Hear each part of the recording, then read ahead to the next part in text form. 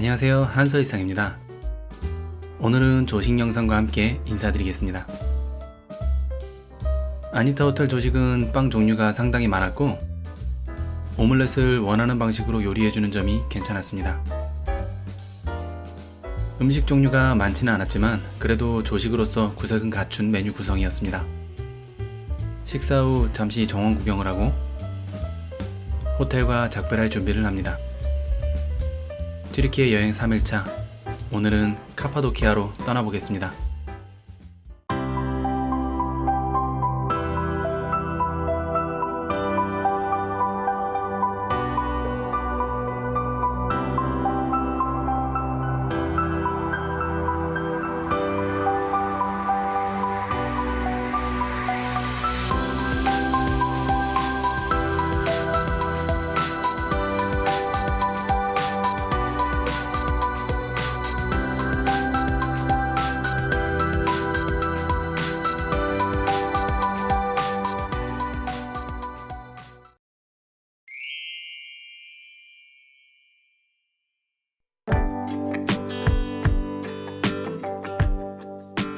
카파도키아로 가는 길에 잠시 휴게소에 들렀습니다.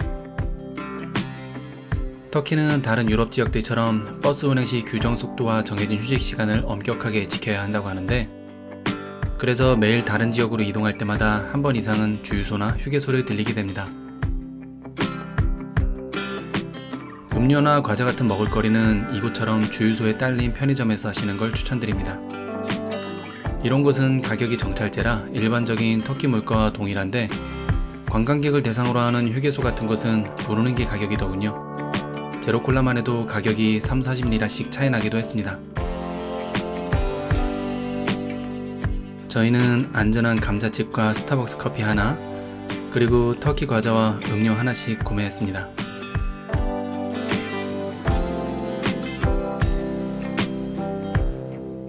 짧은 휴식을 끝내고 다시 카파도키아를 향해 출발합니다. 조금은 황량한 풍경들을 지나서 달려가다 보면 한눈에 봐도 이곳이구나 하는 풍경들이 눈에 보이기 시작합니다.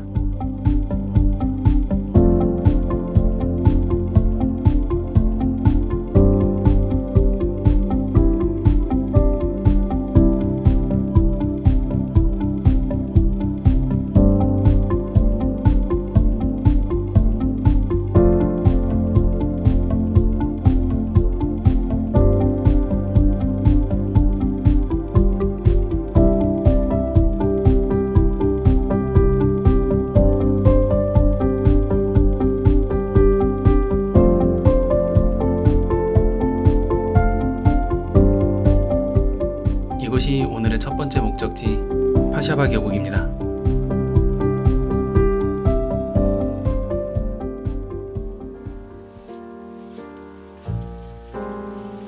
파샤바 계곡 입구는 이렇게 기념품 상점을 통해서만 출입이 가능하게끔 되어 있습니다.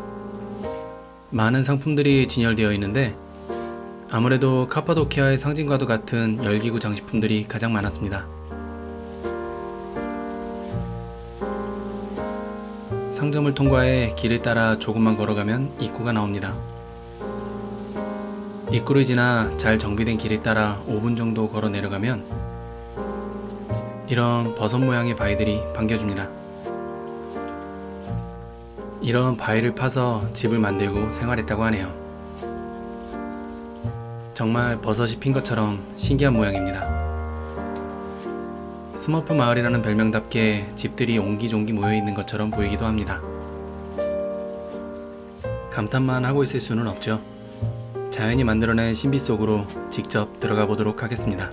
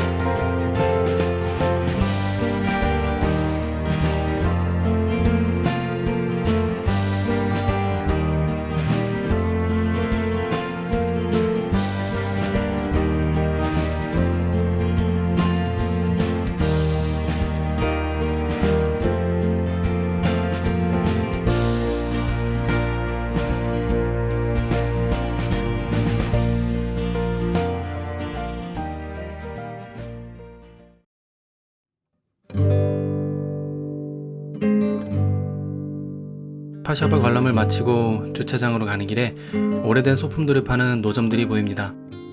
어느 관광지나 마찬가지겠지만 보기엔 예쁘지만 딱히 쓸 곳은 없는 물건들이 가득합니다. 낙타는 생각보다 크고 생각보다 냄새가 많이 납니다. 이제 점심을 먹기 위해 식당으로 이동합니다. 오늘 점심은 동굴 식당에서 항아리 케밥이 예정되어 있는데요. 파샤바 계곡을 지나 15분 정도만 달려가면 도착할 만큼 가까운 곳에 있습니다. 마치 오래된 고분이나 유적지처럼 보이는 이곳이 오늘의 점심 식당입니다.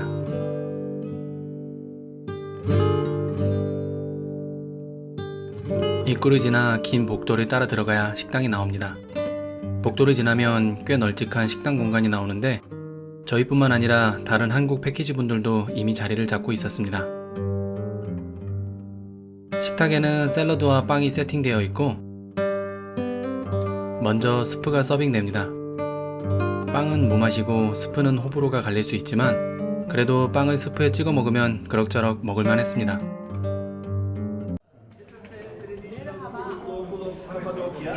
Çömlek kebabı.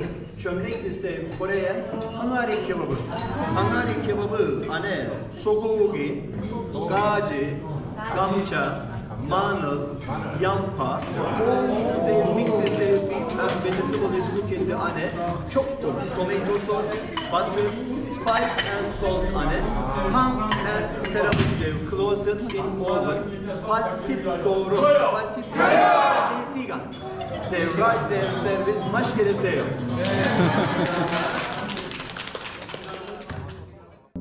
종업원분이 한국말과 영어를 섞어가면서 아주 말씀을 잘 하시더군요. 저렇게 항아리에 들어있는 내용물을 덜어낸 뒤 종업원들이 들고 다니면서 개인 그릇에 덜어줍니다. 항아리 케밥은 갈비찜 같아서 먹을만 했습니다. 원래는 이 동굴 식당에서 저녁에 벨리댄스 공연도 있었다고 하는데 반응도 좋지 않고 다음날 새벽부터 일정이 시작되다 보니 피로를 호소하시는 분들도 많아서 일정에서 제외됐다고 합니다. 저희는 원래 참여하지 않을 생각이었기 때문에 잘 됐다고 생각했습니다. 식사를 마치고 지프 사파리 투어를 위해 괴레메 쪽으로 이동합니다. 기암 괴석들을 배경으로 작은 마을들을 지나 그 유명한 우리 집을 지나서 시가지를 가로질러 지프 사파리 투어 장소로 갑니다. 지프 사파리 투어는 후기마다 추천과 비추천이 다양했는데 촬영 종류나 기사의 운전 실력 혹은 코스에 따라서 호불호가 갈리는 것 같았습니다. 호응이 좋을수록 재밌어진다는 점은 꼭 알아두시고요. 저희는 어땠냐고요? 일단 화면으로 보여드리겠습니다.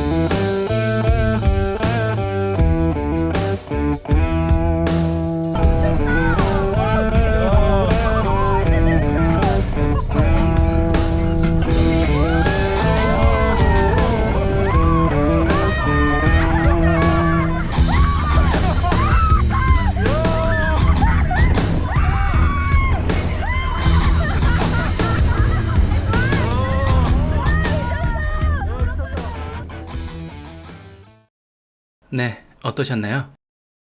저는 개인적으로 한번 경험해 보시길 추천해 드리고 싶습니다. 지프 사파리 투어는 총 3구간에 걸쳐서 포토스팟에 들러 잠시 쉬었다가 다시 출발하기를 반복합니다. 우측에 보이는 화장실은 유료입니다. 대부분 무료이긴 한데 가끔 유료로 이용해야 하는 곳이 있습니다. 이곳은 첫 번째 스팟인 러브밸리라는 곳으로 바위의 모양이 남성의 성기를 담았다고 해서 붙여진 이름이라고 합니다. 카파도키아의 대표적인 일출 명소라서 이른 아침부터 찾는 사람들이 많은 곳이라고 하네요. 이곳에서 사진을 찍으면서 짧은 휴식을 갖고 다음 장소로 이동합니다.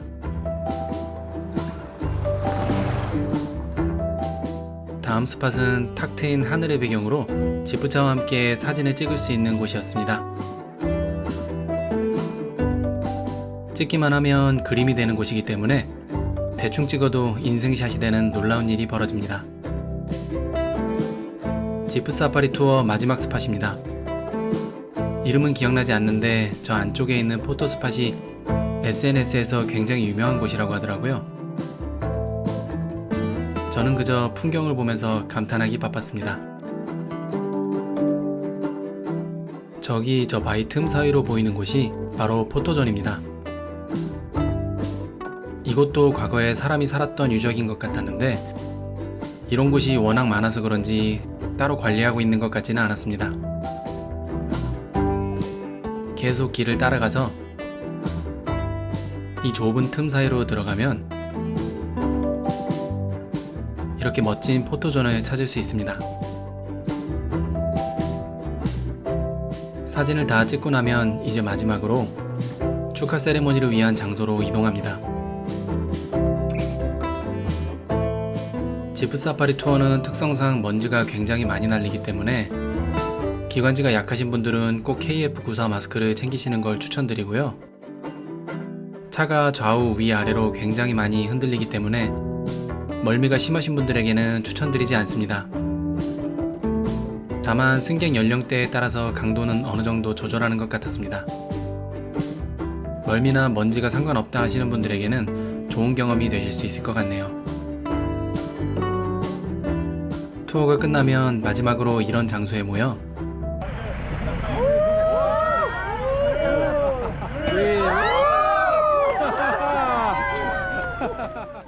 무알코올 샴페인을 터뜨리며 행사를 마무리합니다. 잔을 비우고 빈잔에 팁을 넣어서 돌려주시면 됩니다. 다시 한번 아쉬움을 뒤로하고 다음 일정을 위해 이동합니다. 마지막으로 큰 즐거움을 선사해준 운전기사 무스타파에게 박수를 보내고 더위를 식히기 위해 돈두루마도 하나 사 먹습니다. 대개 짜증과 재미 사이의 아슬아슬한 지점까지 장난을 치다가 주곤 하는데 이 친구는 장난을 굉장히 조금만 치는 편이었습니다.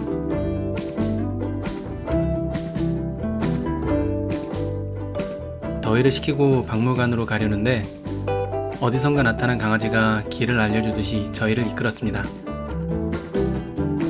자연스럽게 입구까지 데려다주고 쿨하게 돌아서더군요.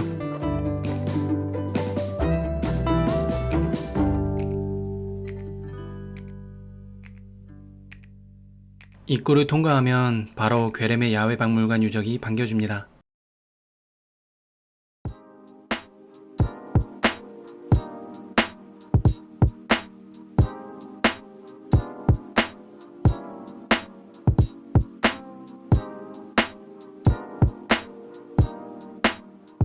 아쉽게도 날이 너무 뜨거웠던 탓인지 고프로가 자꾸 방전이 돼서 괴렘의 야외박물관에서는 영상을 거의 남기지 못했습니다. 대신 사진으로 어떤 느낌인지만 보여드리겠습니다.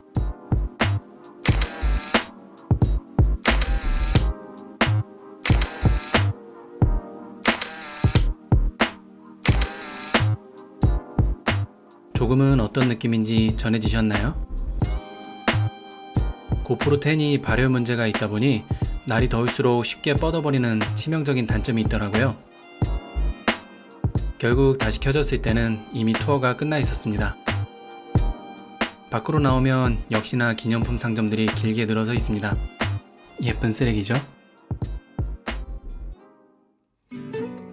다음으로 방문할 장소는 투라산 와이너리입니다. 괴렘의 야외박물관에서 차로 10분 정도 떨어진 곳에 위치해 있습니다.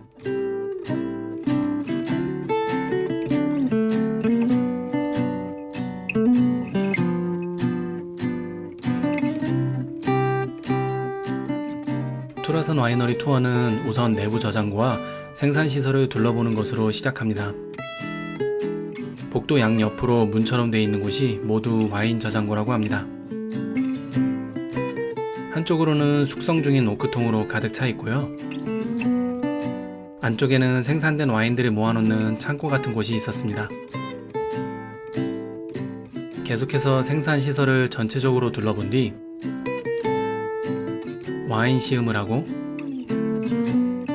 내부 상점에서 기념품을 사거나 와인을 구매하시면 됩니다. 사실상 쇼핑몰 방문과 마찬가지인 일정이기 때문에 그다지 반기지 않는 분들도 계실 것 같네요. 와인을 좋아하시는 분들이라면 만족하실 것 같습니다. 저는 와인을 그다지 즐기지 않기 때문에 추천드리지는 못할 것 같네요. 이제 3일차 마지막 장소인 우치히사루로 향합니다. 초라산 와이너리에서 차로 약 20분 거리 정도 떨어져 있습니다. 우치히사루를 직접 방문하는 건 아니고 이렇게 아래쪽 스팟에서 사진을 찍으면서 전체적인 경관을 관람하는 내용이었습니다. 주차장 아래쪽으로 작은 상점 몇 개를 지나면 사진을 찍을 스팟이 나오는데요. 이쪽 포토존에서는 젊은 여성분들이 돈을 받고 사진을 찍어주기도 합니다.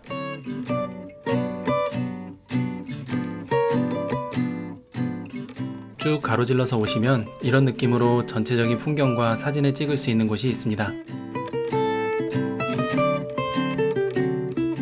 조금 더 위로 가면 의미는 알 수 없지만 이런저런 소품들과 함께 사진을 찍을 만한 공간도 있습니다.